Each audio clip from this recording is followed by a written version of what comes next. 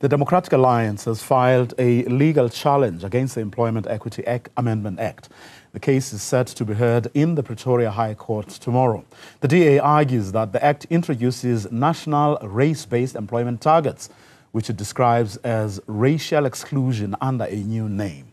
The Department of Employment and Labour has published 5-year employment equity targets for 18 economic sectors, in line with the amended legislation. Let's speak now to National Employers Association of SA CEO Gerard Papenfuss. Mr. Papenfuss, a very good afternoon to you. Thanks very much for your time. Just your thoughts about what the move that the DA has now embarked upon.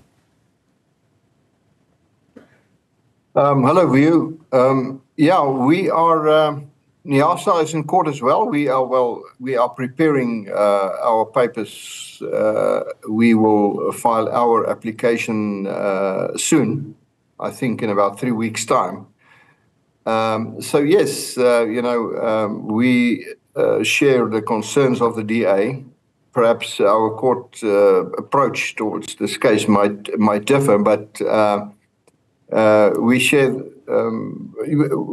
a lot of concerns about this. You just cannot interfere. A government cannot interfere with a business in this manner. It is just not practical. It's not possible. It will have a devastating impact on business. You know, when a businessman, an entrepreneur, decides that he wants to go into business. One of the reasons he's doing is for the freedom to conduct business in the way you want to, within the confines of the law, of course. Legally, you want to you conduct your own business, and one of the things that you need to do is appoint people. But a government cannot then interfere in such a way that to the point where a government says, you need to conduct your business on a spreadsheet in terms of the color of people's skin, and in terms of gender. That is just not possible. That freedom, if you deny business that freedom, then there won't be business left. People won't be able to do business. I think it's, this is something that we've seen in the apartheid days. Now, we thought that was wrong, but if it was wrong, then it's wrong now. You cannot conduct business in this manner, and I think government is breaking all rules.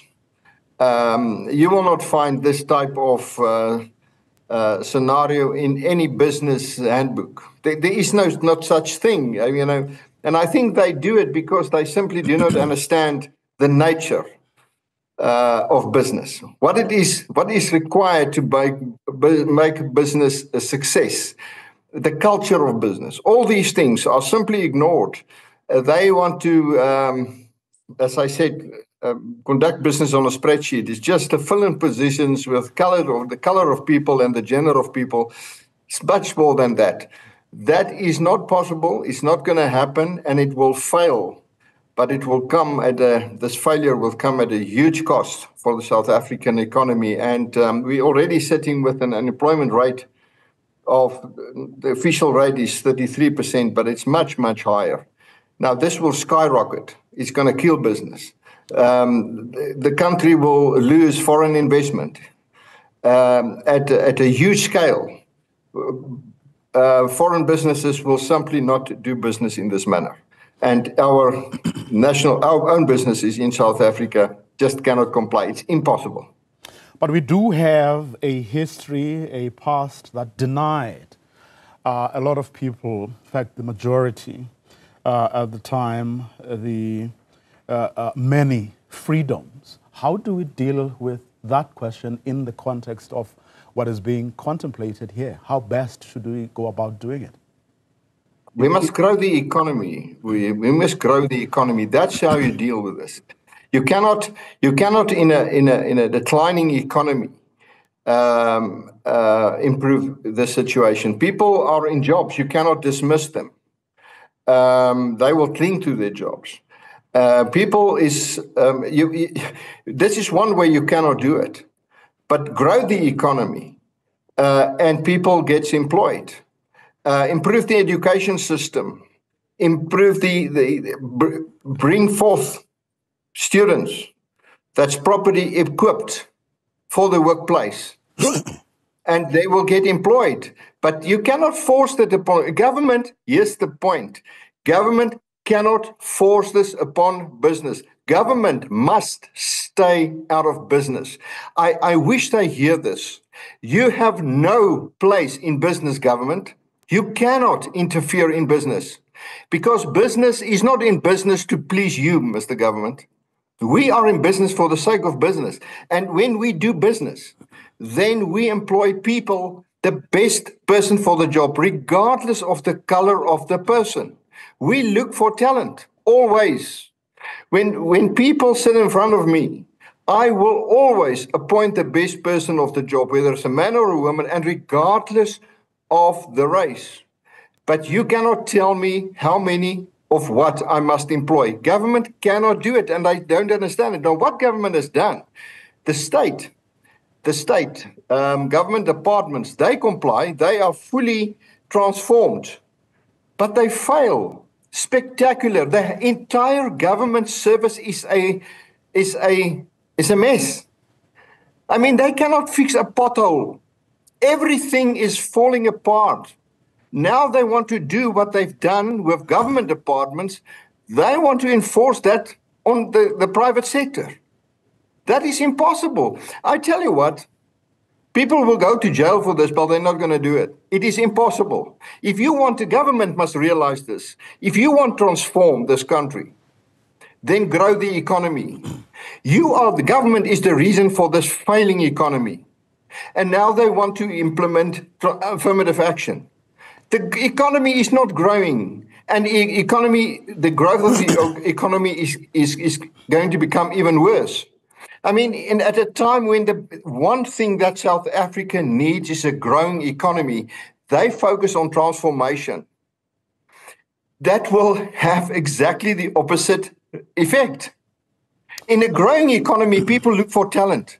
There will be a lot of people will be employed that currently can't find employment.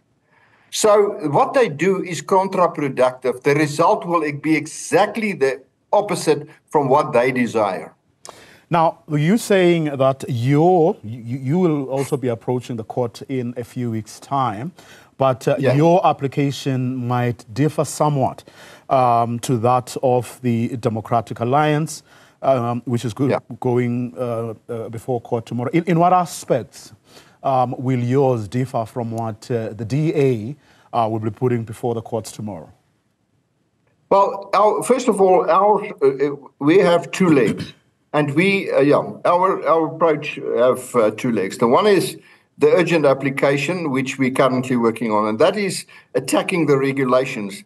The regulations is the part that will require of you to conduct your business in a spreadsheet manner. So many of this type of person, this skin color and gender, and and you throw in also a couple of people with disabilities. Now, how do they get to that figures? They were supposed to conduct a very thorough process of consultation with the private sector, these 18 industries, sectors that they're talking about. They didn't do that. You know, in 23-24, they had nationwide consultations. Now, they wasted their time because they had the consultations they had was simply irrelevant because the legislation which informed these consultations underlying legislation only came into operation on the 1st of January 25. So they realized their mistake. We cautioned them that we were going to bring an urgent application if they introduced the regulations. We told them that in December. So they tried to fix it. They had over a period of 7 days, they consulted with all 18 sectors in 7 days. For instance, manufacturing is not one sector. Manufacturing consists of so many industries: the steel industry, the motor industry, chemical industry, agricultural manufacturing. So many. I mean, there are plenty. the sectors, industries within that sector. They had one session for an hour and a half. That one in that 1.5 hours for 75 minutes, they explained it, and then they consulted with the industry over a period of 15 minutes. That's it. Now, that's not consultation. That makes a mockery of consultation. So we tell them, you haven't consulted. What you expect is simply impossible. Let me just use an example. In the road transport industry, the truck drivers are men. Why are they men? Well, because employers prefer men to be the truck drivers. For what reason? That's what they want, men truck drivers. Government comes and says 50% or whatever the figure is must now be women. Now, that's a bit crazy, with respect. Where do you get that? Gerard, let me thank you very much for your time. He's the CEO of the National Employers Association of South Africa. They too will be approaching the courts in a few weeks' time. The DA is, of course, doing that tomorrow.